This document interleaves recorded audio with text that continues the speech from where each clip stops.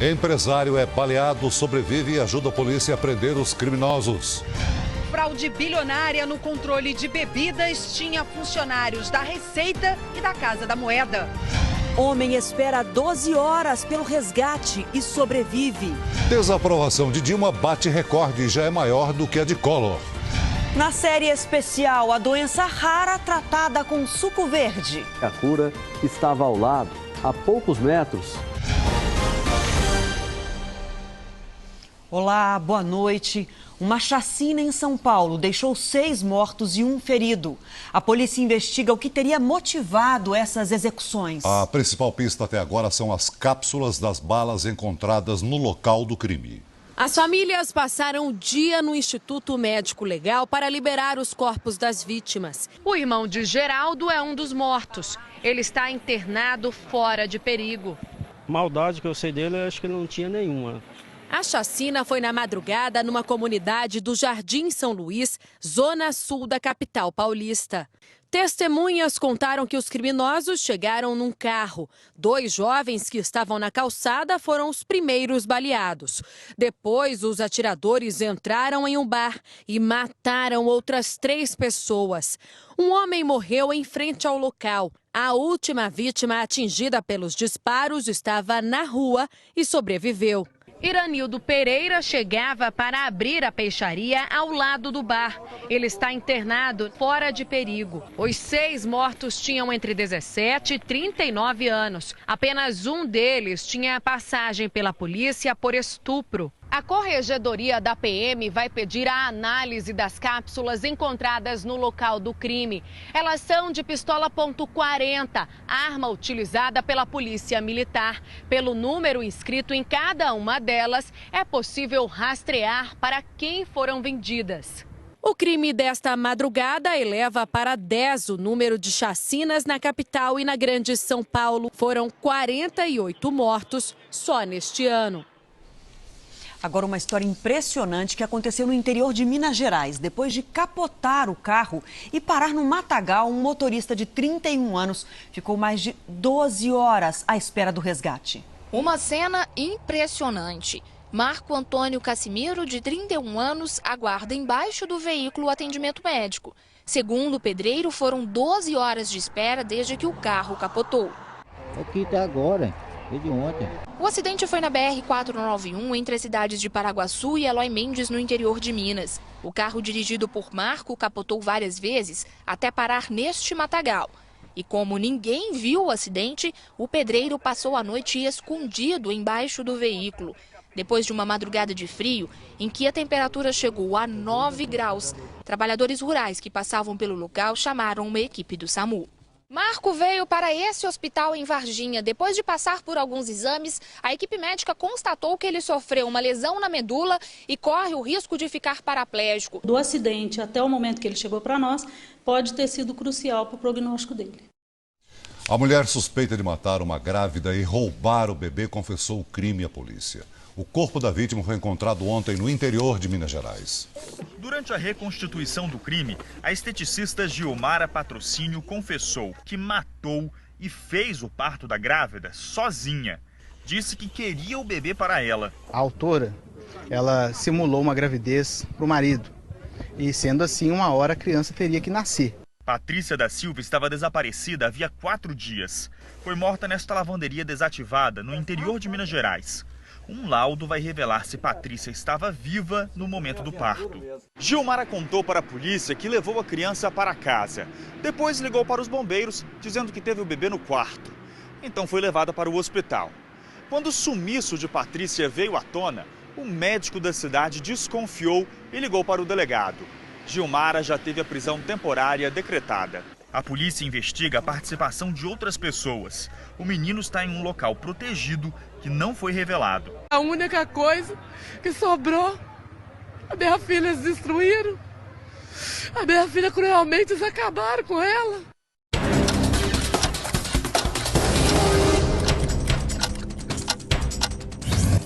No Rio de Janeiro, o primeiro dia sem o exército no Complexo da Maré foi marcado por um clima tenso. 4 suspeitos foram presos com uma grande quantidade de drogas. os 3.000 homens do Exército foram substituídos por 200 policiais militares. Também no Rio de Janeiro, o helicóptero da Record flagrou traficantes do Morro do Juramento, na zona norte da cidade, preparando drogas para a venda no meio da rua. Um deles aparece com um fuzil. Donos de vans escolares protestaram hoje em São Paulo contra a lei que determina a colocação de cadeiras especiais para crianças com mais de 2 anos de idade. A categoria alega que a adaptação prevista para o ano que vem é cara demais e inviabilizaria o serviço. Ainda nesta edição, os bastidores da novela Os 10 Mandamentos e o casamento de Ramsés e Nefertari. E na nossa série especial, a mulher que recuperou os cabelos depois de mudar a dieta. Agora ela só come alimentos crus, frutas e grãos germinados. Estamos de volta com o Jornal da Record. Com bate-boca e provocações, deputados retomam a votação sobre a maioridade penal. Vamos ao vivo até Brasília. O repórter Luiz Fara Monteiro tem as informações. Boa noite para você, Luiz. Boa noite, Adriana. Após a derrubada da proposta que previa a redução da maioridade penal para 16 anos durante votação nessa madrugada, o presidente da Câmara, Eduardo Cunha, voltou a colocar o assunto em discussão agora à noite. Pelo novo texto, menores de 18 anos só responderiam como adultos em casos de crimes hediondos. Parlamentares contrários à redução acusaram Cunha de desrespeitar o regimento ao insistir na nova votação horas após a derrota. A sessão não tem prazo para acabar. De Brasília, Luiz Fara Monteiro. Obrigado, Luiz. Os Estados Unidos anunciam a reabertura da embaixada em Cuba depois de mais de 50 anos. O secretário de Estado, John Kerry, irá a Havana ainda este mês para hastear a bandeira americana. A embaixada de Cuba também será reaberta em Washington. O momento é histórico para os dois países. O presidente Barack Obama admitiu que o embargo contra Cuba acabou isolando os Estados Unidos das nações americanas. Veja a seguir os bastidores das gravações da novela Os 10 Mandamentos e o casamento de Ramsés e Nefertari. E na série especial, os benefícios da chamada alimentação viva, que exclui carne, ovos e açúcar. Tudo é substituído por frutos e folhas verdes. Estamos de volta. Um segurança e um suspeito foram mortos durante uma tentativa de assalto a uma agência bancária no Rio de Janeiro. Os criminosos usaram uma arma falsa para passar pelo detector de metal. A mesma estratégia de outra tentativa de roubo em menos de 24 horas no Rio. A agência estava lotada quando 4 criminosos chegaram. O vigilante foi rendido e obrigado a entregar a arma. Um dos clientes era um policial militar de folga.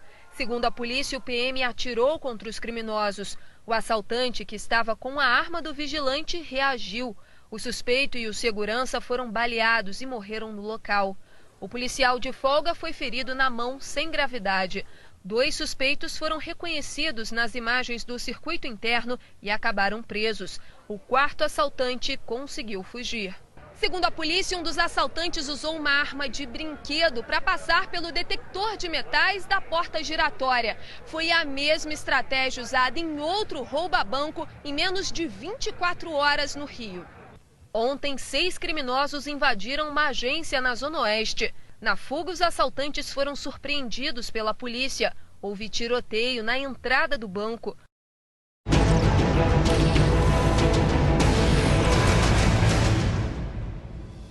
Um flanelinha atira pedras no carro de um delegado aposentado que não quis pagar caixinha em Anápolis, Goiás. O motorista dá marcha ré e, quando o agressor já está de costas, acelera o veículo. O flanelinha foi detido e solto depois de pagar fiança de um salário mínimo. Já o delegado foi liberado depois de prestar depoimento.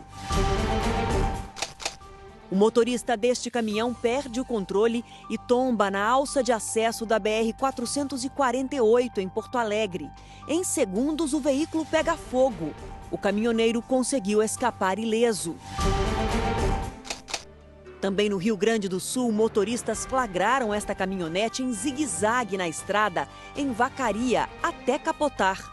O homem foi socorrido com escoriações. Se você registrou algum flagrante como esse, envie para o WhatsApp do JR.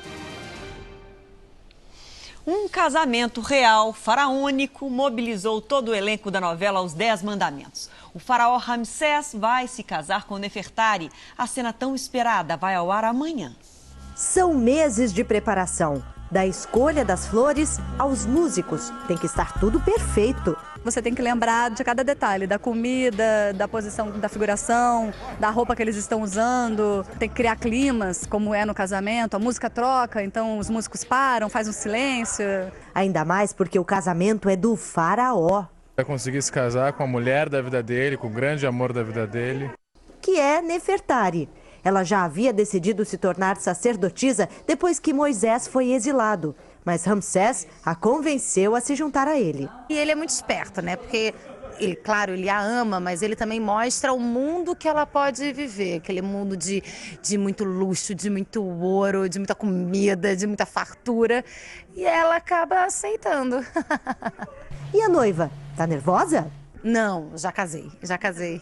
Muitas vezes. Na vida real também. É o segundo, então tá tudo certo. Tô acostumada com casamento, gente. Sérgio Maroni também não é noivo de primeira viagem. Pô, acho que esse já é o 10º casamento da ficção, então eu tô tranquilo. Claro que é o meu primeiro casamento real, né? Mas vai ser super divertido, o elenco todo reunido. É sempre bom esse tipo de evento, pra gente reencontrar todo mundo da novela. E o clima da gravação é mesmo de festa.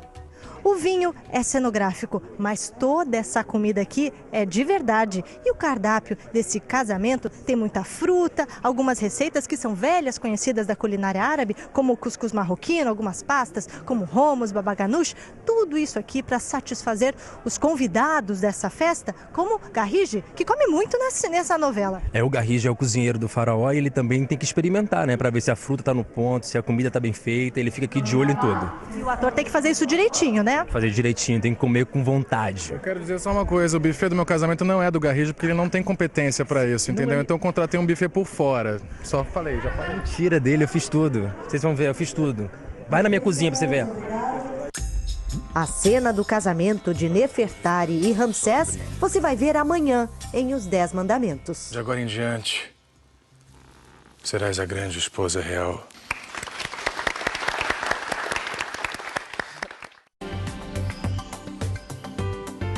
Ainda chove forte em parte do centro-sul do Brasil nesta quinta-feira. No sul, a temperatura cai e faz apenas 3 graus de madrugada na Serra Gaúcha.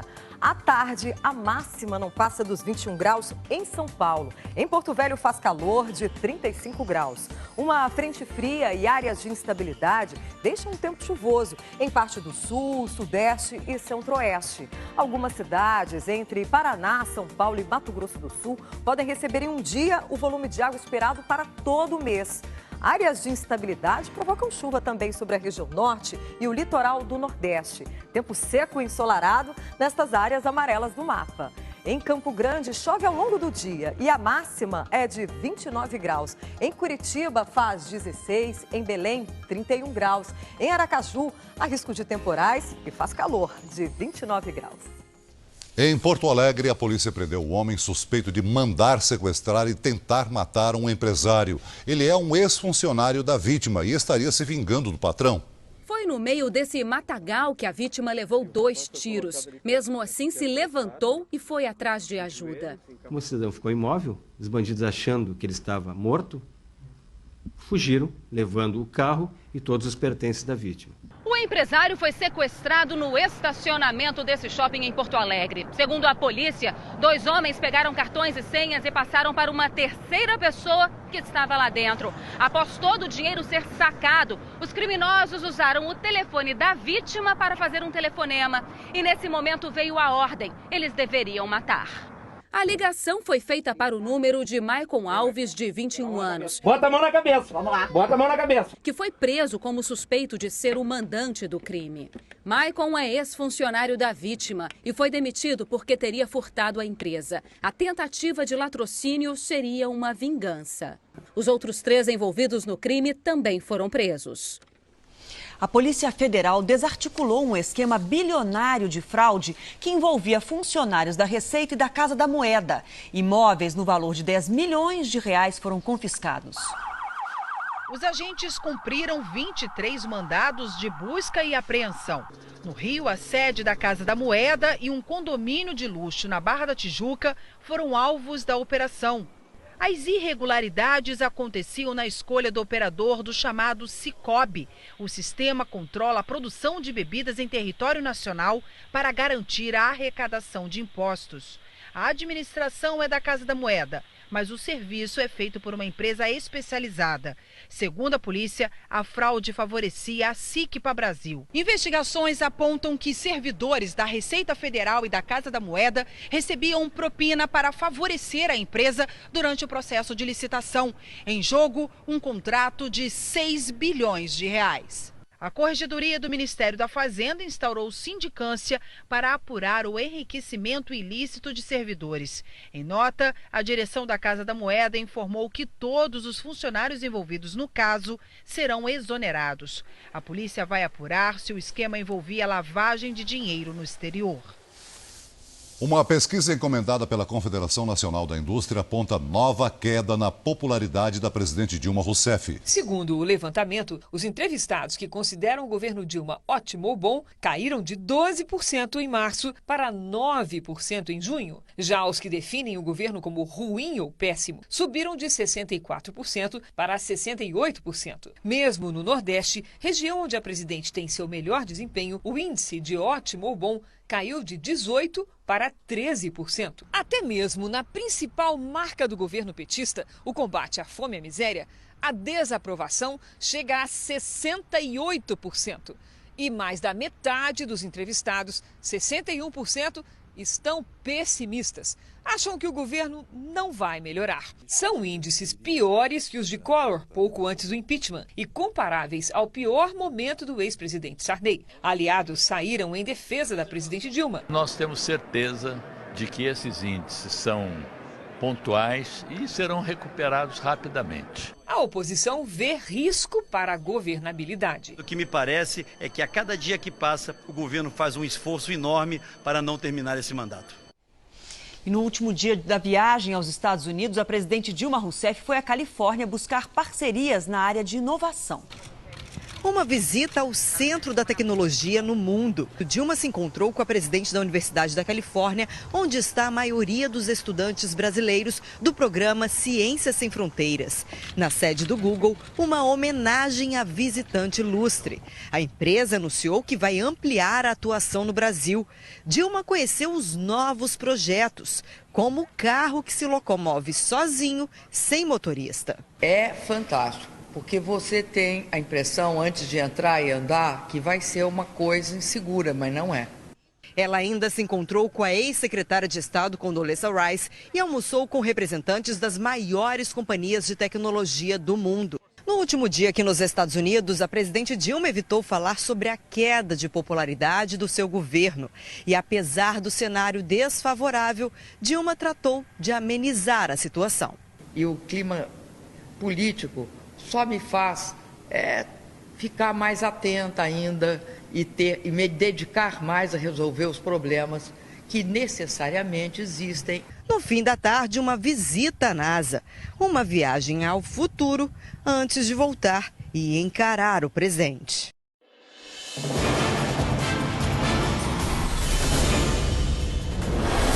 Extremistas invadem a Península do Sinai num dos piores atentados da história na região. Por precaução, Israel fechou a fronteira com o Egito. Postos de controle foram atacados e homens-bombas se explodiram. Entre policiais, soldados e extremistas, há mais de 100 mortos. Um braço armado do Estado Islâmico reivindicou os ataques. Depois de acidente, aviões militares da Indonésia vão passar por revisão. Cíntia Godoy. O presidente ordenou uma avaliação completa das aeronaves e a modernização do setor de defesa do país. Equipes começaram a retirar partes do avião do local da queda. 142 mortes foram confirmadas. Alguns corpos já chegaram à capital, Jacarta. Recorde histórico de calor no Reino Unido. André Tal. O país nunca havia registrado um dia tão quente no mês de julho. Os termômetros marcaram quase 37 graus. No centro de Londres e nos parques, adultos e crianças tentaram se refrescar. As autoridades emitiram alertas de saúde. A onda de calor se espalhou por várias cidades da Europa. Algumas registraram mais de 40 graus. Daqui a 10 dias, a seleção brasileira feminina de futebol estreia nos Jogos Pan-Americanos em busca de mais uma medalha de ouro em Toronto, no Canadá.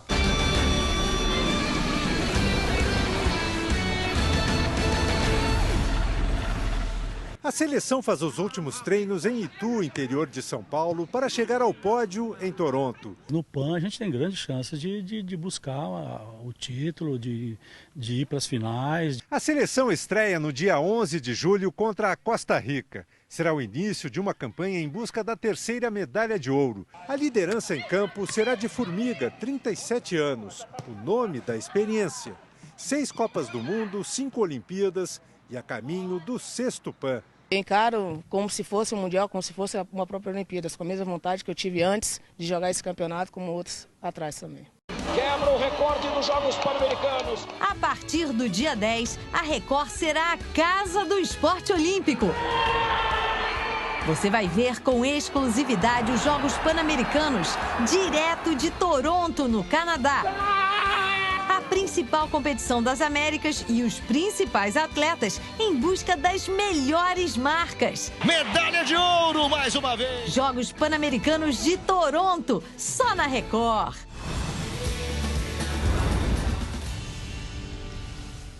Uma doença de nome difícil, alopécia. São falhas que começam a aparecer no cabelo e pode se espalhar até deixar a pessoa sem nenhum pelo no corpo. É um sofrimento, né, para quem tem o problema. Mais uma paciente na Inglaterra e outra aqui no Brasil conseguiram reverter a queda de cabelo com mudanças na alimentação.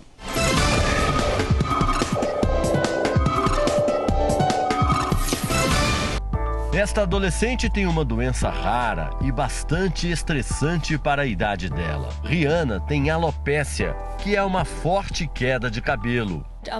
Eu tenho desde os 4 anos, mas os cabelos voltavam a crescer. E depois, as falhas apareciam em outras regiões da cabeça. Agora, ela é na nuca. Mas há um ano, os cabelos não voltaram mais. Meu maior medo não é com esta falha aqui, mas que ela cresça e eu fique careca. Alopécia é uma doença autoimune. A causa é desconhecida, mas pode estar ligada a fatores genéticos, à falta de vitaminas ou zinco e também ao estresse. Rihanna veio procurar os médicos para tentar reverter a perda dos cabelos. Se a situação de Rihanna fosse um déficit de zinco, seria possível reverter o quadro com uma mudança de dieta. Mas os testes de sangue mostraram que os níveis de zinco estão normais. Também não há histórico familiar de alopécia. O médico, então, vai explorar outras hipóteses. Eu sempre tive problemas de estômago e intestino, e de uns anos para cá, eles pioraram. O médico diz que os sintomas que ela apresenta e o exame no abdômen indicam que ela sofre da síndrome do intestino irritável. Apesar de não haver ligação entre perda de cabelo e a síndrome, o médico identifica fatores comuns. Ele explica que o estresse piora o quadro de quem tem síndrome do intestino irritável e que estresse também afeta pessoas com doenças autoimunes, que é provavelmente o caso da queda de cabelo de Rihanna. Não existe cura de alopécia por tratamento alimentar, mas os médicos decidem tentar. A nutricionista prescreve probióticos para ver se consegue administrar as duas condições. Os resultados de alguns estudos sugerem que Rihanna pode obter benefícios de um probiótico específico para o tratamento do intestino irritável. 8 semanas depois, Rihanna volta para a avaliação médica. A ideia dos médicos era que, aliviando o estresse provocado pela síndrome, a queda de cabelo também diminuiria. Eu notei algumas semanas atrás que começou a renascer cabelo. Pedi para minha mãe olhar e ela disse que tinha cabelos novos aparecendo, uma penugem. Eles usaram probióticos para tratar a síndrome do intestino irritável da garota e, assim, resolver o problema de alopécia. Foi uma tentativa criativa que parece estar no caminho certo. Durante anos, esta mulher evitou a própria fisionomia diante do espelho. Só via tristeza na minha fisionomia. Eu não conseguia ver a Laurita na frente do espelho. Eu falava, essa não é a Laurita. Aos 53 anos, Dona Laurita, enfim, pôde resgatar a vaidade inesperadamente perdida. Isso eu confesso para você que chegou a época de eu me afastar mesmo, de não ir em festa, de procurar nada por causa da falta do cabelo. Por isso que você está emocionada? Por isso que eu estou emocionada. Os primeiros sintomas apareceram aos 29 anos, numa ida despretensiosa ao salão de beleza. E a cabeleireira falou, olha, seu cabelo está começando umas falhazinhas aqui. Eu fui ao médico, falei, então tá, vou ao médico. As mechas foram caindo aos montes, até Dona Laurita ficar sem um fio de pelo no corpo inteiro. Um duro golpe em plena juventude. Se tocasse a campainha e eu tivesse que atender a porta, eu corria, pegava o lenço e colocava na cabeça. Eu não queria que as pessoas me vissem sem cabelo. Em 9 anos de tratamento intensivo, Dona Laurita gastou o equivalente a R$60 mil. Fez todos os tratamentos possíveis para queda de cabelo, tomou vários medicamentos, consultou mais de 10 médicos e andou a cidade inteira em busca de uma solução, sem imaginar que a cura estava ao lado, a poucos metros, bem aqui no quintal da casa onde mora. O terreno espaçoso estava abandonado, mas Dona Laurita decidiu trocar o verde do matagal pelo das hortaliças. Olha, eu tenho o rami, rico em proteína, tenho a hortelã-pimenta, que eu gosto muito. Sem ajuda de ninguém, ela foi em busca de conhecimento. Dia após dia, passou a aprender cada vez mais sobre alimentação viva, uma dieta que surgiu na década de 90 e permite apenas o consumo de alimentos crus, grãos germinados e frutos frescos ou secos. Porque as sementes germinadas, elas além de nutrir o nosso corpo, elas ajudam na regeneração de células. Coincidência ou não, 1 ano e meio depois, o que parecia improvável aconteceu. Aí um dia na casa da minha mãe, a minha irmã chegou assim atrás na minha cabeça, passou, tem uma manchinha preta aqui, cabelo, tá nascendo cabelo na sua cabeça. Eu falei assim, é mesmo? Aí eu saí correndo, fui atrás lá no espelho olhar, aí falei assim, olha, é cabelo mesmo, tá nascendo, meu cabelo tá voltando. E aí não parou mais. Uma tremenda virada que Dona Laurita decidiu compartilhar. Uma vez por mês, ela abre as portas da casa onde mora para falar sobre alimentação viva. Um mini curso gratuito, onde os interessados podem aprender como e por que o alimento é um aliado da saúde. Mas qual o segredo desse cardápio que promete milagre? A dieta exclui carne, ovos, leite, farinha e açúcar. Em compensação, frutas e folhas verdes podem ser consumidas à vontade, principalmente no café da manhã. Pode usar qualquer tipo de folha verde, comestível, de chá, de tempero. Couve, almeirão, alface. Então a gente coloca a maçã, que é um verdadeiro antioxidante, né? O melhor antioxidante que tem é a maçã. O açúcar então é o da fruta? É o da fruta, não tem açúcar nenhum. Depois de bater no liquidificador, basta coar. Está pronto o suco verde, que, segundo os seguidores da dieta, tem um poder revigorante e desintoxicador. Esse é o café da manhã? Esse é o café da manhã. Resumido num único copo?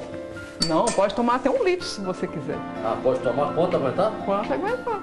Não tem problema? Não tem problema. Posso experimentar? Pode, vê se ruim. O cheiro é muito bom. E o sabor? Muito bom também. Muito bom. Aos 42 anos e há 6 meses adepta do cardápio novo, Cristina se diz outra pessoa. Cansaço, sono depois do almoço e muita dor de fibromialgia que desapareceu. Além disso, a dor do ombro, uma tendinite no ombro também desapareceu tudo. Cada aluno traz um pouco de alimento e ali, na hora, eles vão criando receitas. Dona Maria Madalena, 75 anos, inventou o falso feijão tropeiro e de sobremesa Que tal um doce de leite de mentirinha?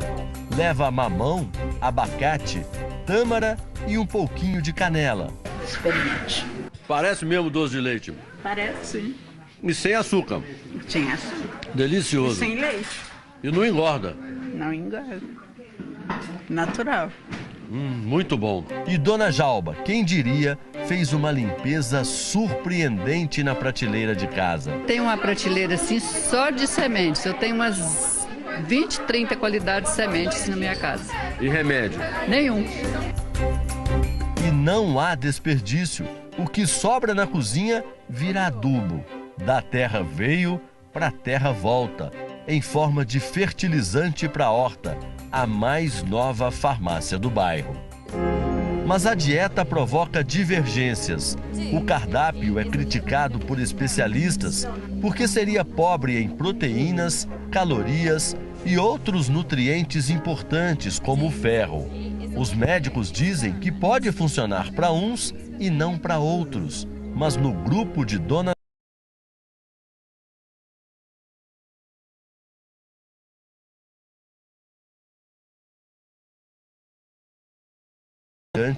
do que celebrar essa volta por cima. Eu não me entreguei. E a lição que eu deixo para as pessoas, não se entregue. Vá que tudo tem solução nesse mundo. Que no fim o resultado é esse, um choro de alegria. Um choro de alegria. Parabéns, coisa boa. O Jornal da Record de hoje termina aqui. Você pode rever na íntegra essa edição no R7 Play. Fique agora com o Gugu e mais uma pegadinha com famosos. Desta vez a vítima foi a apresentadora Tiziane Pinheiro. Uma ótima noite para você. Boa noite e até amanhã.